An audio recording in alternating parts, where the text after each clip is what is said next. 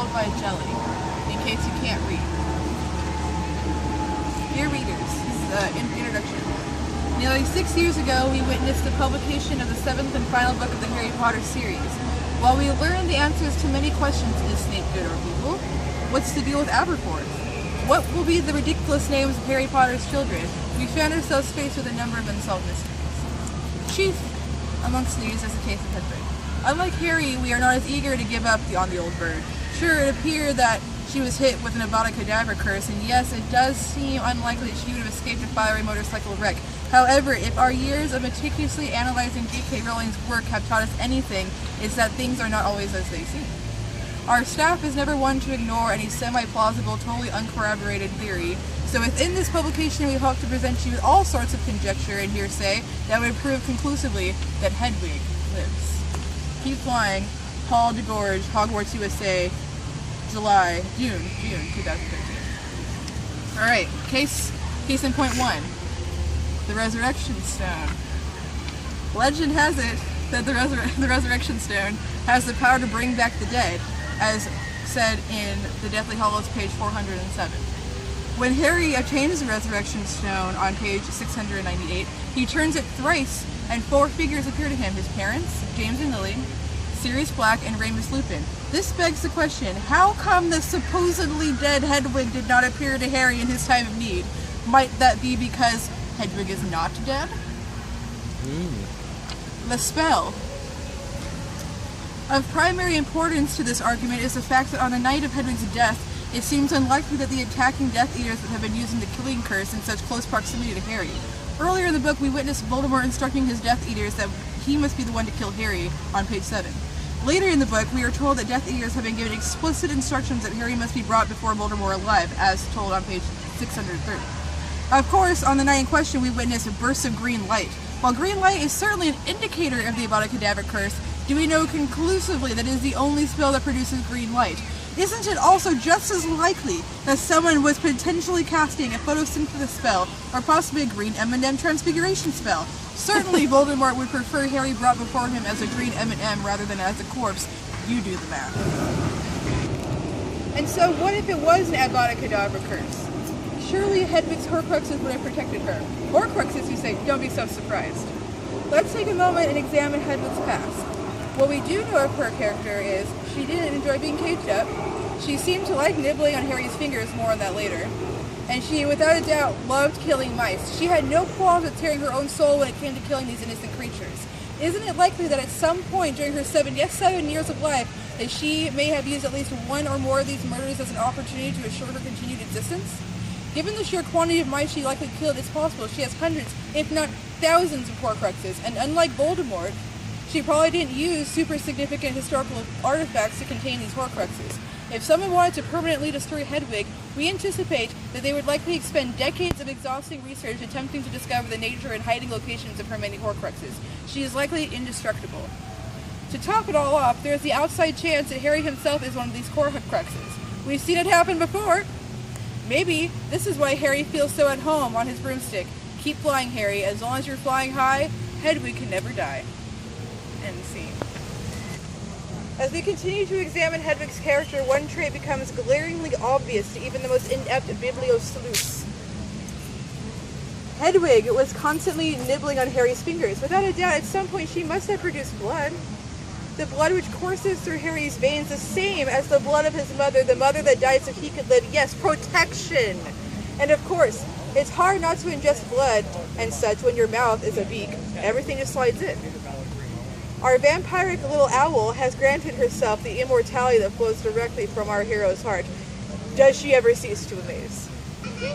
As we know, Avada Kedavra spells cast by Voldemort have proven completely ineffectual against this protection. Similarly, when Harry turns his own wand on Hedwig in the Great Motorcycle Explosion of 97, he would be unable to kill Hedwig. Harry's own wand would be unable to kill that which shares his owner's blood. It is entirely possible that, amidst the fiery wreck, Hedwig was mysteriously transported to some kind of purgatory like Owl Emporium, at which conjecture she decided to return to our world, free and flying high. Hooray for Hedwig. For the sake of argument, let's just assume that Hedwig has 0 Horcruxes, unlikely, and that for some reason she avoids the Owl Emporium purgatory. This leaves us with the unconscious Hedwig in her cage when Mr. Overreaction, aka Harry Potter, aims an old Configro spell at her and blows up that motorcycle sidecar where she was hanging out on page 59. Surely this spells an end for our wide-eyed friend. Not so. While getting blown up is a fatal problem for almost any life form, magical or otherwise, there is one creature that can withstand this, one creature that even relishes this. I speak, of course, of the noble phoenix.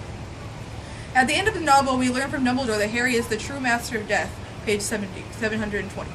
Someone who accepts that he must die and does not run away from death. A phoenix is also a master of death. They are immortal creatures that can suffer many deaths, all immediately followed by rebirth. Throughout the novels, we see Fawkes, the only other phoenix mentioned in the books, willing to sacrifice himself again and again, only to be reborn in a pile of ashes. Harry seems to have a curiously close relationship with the phoenix. His wand core is a phoenix field feather. He was rescued by phoenix tears in the Chamber of Secrets, and of course the secret society that leads the resistance against Voldemort is called the Order of the Phoenix. There's a tantalizing symbolism that links these two masters of death, and it seems irresponsible to assume that Rowling would pass up the opportunity to extend another bond between Harry and the Phoenix. Is it possible that Hedwig is not a pure-blooded snowy owl? Maybe at some point in her lineage there is a phoenix ancestor. It's a magical world, and these kinds of interspecies breeding may be more commonplace than we realize. If this were the case, then the motorcycle explosion is just another opportunity for Hedwig to be reborn. The Animagus.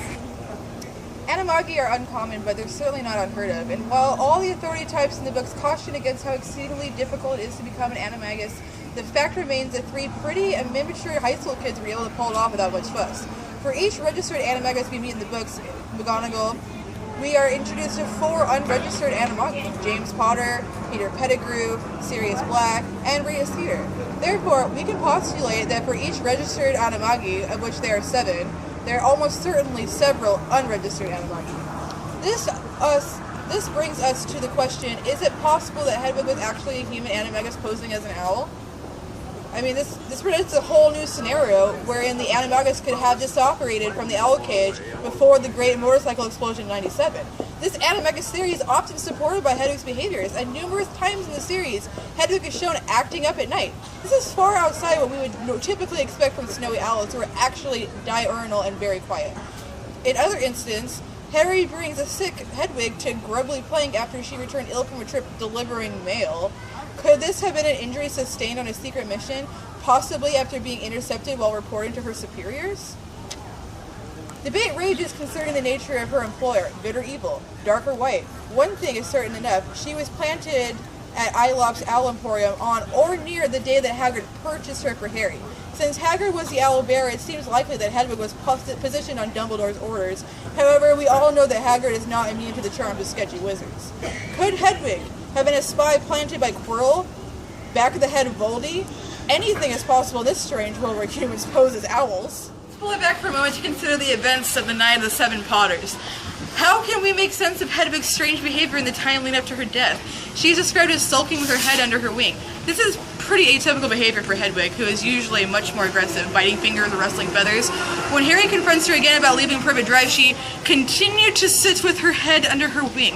How come she refuses to meet Harry's eyes? Is it possible that Harry is talking to a fake Hedwig? A Fedwig? Who could have been responsible for this? Owl napping. With a sketchy character like Mundungus Fletcher in the Order of the Phoenix, we shouldn't rule out owl napping. Supporting evidence might be gleaned from the plans for Harry's escape from Privet Drive. On the night in question, there were 7 Harrys and 7 Hedwigs. Yes, 7! 6 of these Hedwigs were stuffed, and one of these was supposedly the real Hedwig.